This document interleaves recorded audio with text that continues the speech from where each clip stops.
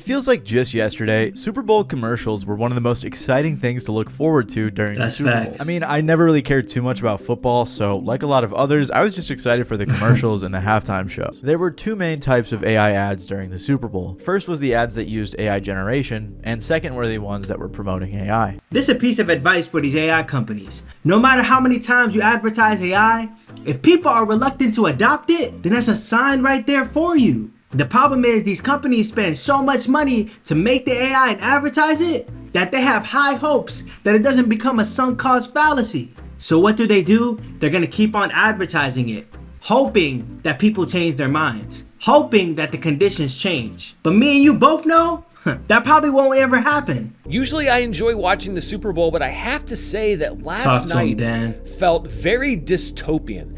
And it's largely because so many of the ads featured companies that were basically begging us to turn over every element of our lives to artificial intelligence. The most egregious of the former was Svedka's almost entirely AI-generated ad. Svedka is a vodka brand that apparently spent 4 months training the AI to create this ad and said certain aspects were still handled by humans, like developing the storyline, which the storyline wasn't all that impressive. They partnered with an AI company to make the ad, which was the same company that was actually responsible for Coca-Cola's very controversial AI ads that they aired recently. The part that doesn't make sense to me is, if you're a company with enormous amount of money, you can simply take that money and allocate it towards your employees who can make a better human-made ad than the AI will that best represents your product. And if the answer is to simply cut down on costs, then how would you feel if your consumers, the moment they see that AI ad, the first thing they think of is there wasn't a lot of deliberate effort into making this ad, and you want them to spend their hard-earned money to buy that product that you simply couldn't advertise properly? Make that make sense.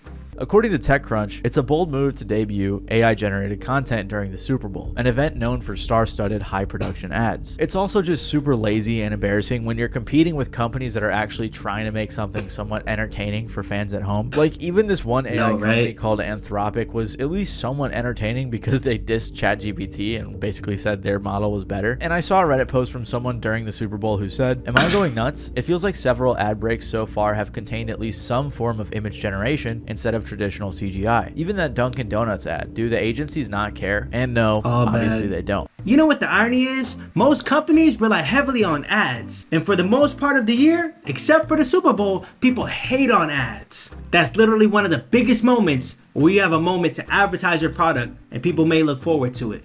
But the problem is you use AI to make those ads and people despise AI. The moment you use AI to make an ad, you're ruining your chances. There were also a bunch of other AI companies that were advertising their products during the Super Bowl, with some being more controversial than others. OpenAI was advertising their products, and honestly this one wasn't all that bad. Google Gemini was showing off that they can generate cool pictures of a kid's new room with his mom. Oh, it's so adorable. But then there was also some rough ones. I can't help but to think that whenever I see an OpenAI ad, a Gemini ad, Claude, whatever, that it's simply a result of a fierce competition amongst these tech corporations. And they can't stand the thought of their competitor gaining an advantage over them.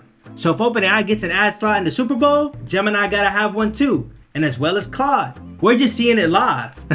One in particular that I hated was the Alexa Plus ad. Basically the whole ad, Chris Hemsworth is scared of Alexa in his house because she's full on AI. And then throughout the ad, the Alexa Plus keeps trying to kill him in different ways by controlling the smart home's devices like the blinds or the fire. And I personally have an issue with this because I've always enjoyed using Alexa for the smart home stuff, mostly for my lights. And now she's constantly begging me to upgrade her to Alexa Plus and do all the AI stuff. And it is so frustrating that I'm being advertised to in my own home. I might just have to throw it out. Y'all heard what he just said. He said he might have to take his Alexa and throw it out due to the fact of it becoming annoying. But that's something companies do not condone. In fact, they're heavily opposed of it. But this is just the result of a company enforcing features onto a product that the consumer owns that the consumer doesn't want. If I came to you and kept tapping you on your shoulder, you would tell me to stop. If I don't stop, you probably move away. You might even fight me. And if you fight me and beat me and I'm all beat up, it's no one's fault but mine. I should have stopped when you told me to stop. Regardless, the normalization of both AI-generated visuals and AI products in general is getting to a point where it's very frustrating. Pepsi ironically played on this by using the Coke polar bear in their ad, with commenters saying things like, "Pepsi, you're a real one for hiring the Coca-Cola polar bear," after the Coca-Cola company laid him off in favor of AI. It's being forced down our throats everywhere we go. Throughout human history, I can't recall upon a time, from what I know, that a person was annoyed and forced to like something,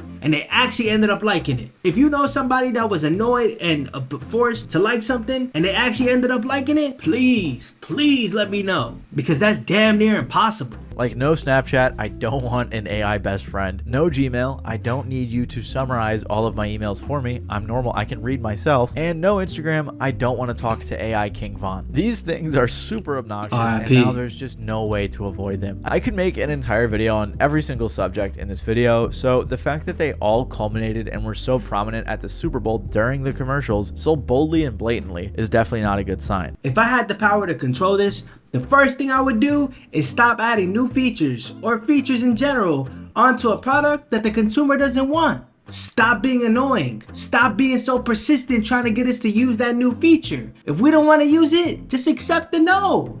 And another thing, I can't forget this one, optionality. The consumer has to have the ability to turn something on and off in accordance to their liking. So if they don't like that feature, they can just turn it off. That's a start. Also, I wasn't quite sure where to put this, but the Ritz commercial being about a party on an island was a bit poorly timed. Overall, these ads just felt, and I hate to say this word, I think it's overused and misused all the time, but the advertisements at the Super Bowl just felt very dystopian. You know one thing about trust? It takes a long time to build and about 5 minutes to lose. If you're a big company, a big establishment, would you want to put your reputation on the line in front of millions of people by using AI, something that they don't like? Of course not, especially when that's the only moment that they're there for you. Because you know that trust is valuable, really valuable. And I think the YouTuber Emergency put it well when he said, because it feels like when you zoom out and look at all the things that they're trying to sell us, that we are closer and closer to the Wall-E timeline than ever before. Because think about it, the messaging for most of these ads are essentially just selling you drugs to get skinny, getting you on apps and websites to gamble and spend your money, and to normalize AI and other LLMs to essentially do your work for you. Oh, and don't forget about the cutesy reminders that we actively live in a surveillance state, but like package it up really cute with like a story around a lost dog. Right. I'm looking at you, Ring. You know the thing when it comes to a company like Ring, a lot of times, obviously, they're collecting data from their consumers. And when they collect that data, they soon realize that, yo, this data that we have is deemed valuable for the government. The government wants a piece. So it becomes tempting to sell it. And when the government purchases it from Ring, they use that data for advancing national security. So you end up buying something hoping that the data is used to improve the product, when in fact the data is used to help the government. On top of all of this, I think the general trend we saw is that a lot of these ads weren't as entertaining and lacked the soul they once had. Even if it wasn't an AI, gambling, fat loss, or surveillance ad, they just didn't hit the same. I read an article that said most of the ads that weren't unsettling in some ways were simply boring or relied on a celebrity appearance to seem interesting. In common, those ads had no real entertaining plot the way they used to. And I agree, it feels like a lot of these ads were just lame concepts that were intended to be carried by the celebrity appearances. It just is what it is. They don't want to spend a lot of money marketing the product, but they want the product to sell just as well without that level of marketing. But the ultimate reality is, marketing is very important. If you don't have good marketing, you're gonna have a hard time selling that product. What is this? I think it's just a vibes thing. Vibes. So corny. Ooh, what's that? First beer of the wedding. Is there enough for everyone? Oh, right there. I got this.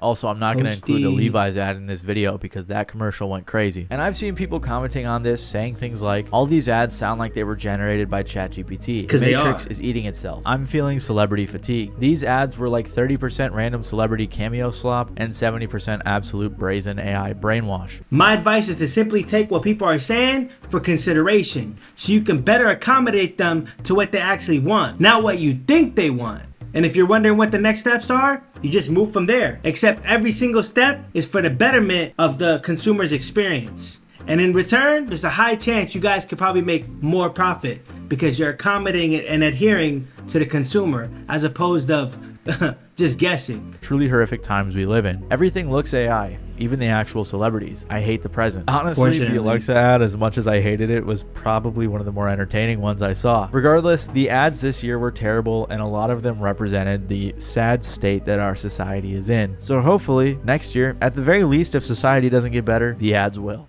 Hey guys, I guess we're gonna have to wait till 2027 to see how those ads play out in the Super Bowl. Me personally, in 2026, I wasn't paying attention to the ads like that, so I can't tell you. But for 2027, I'm gonna make sure, I'm gonna call it out if there's some weird imagery going around. But don't leave me hanging. What you got to say? Let me know everything, how you feel about all this in the comments. But until then, peace and love. I'll see y'all next time.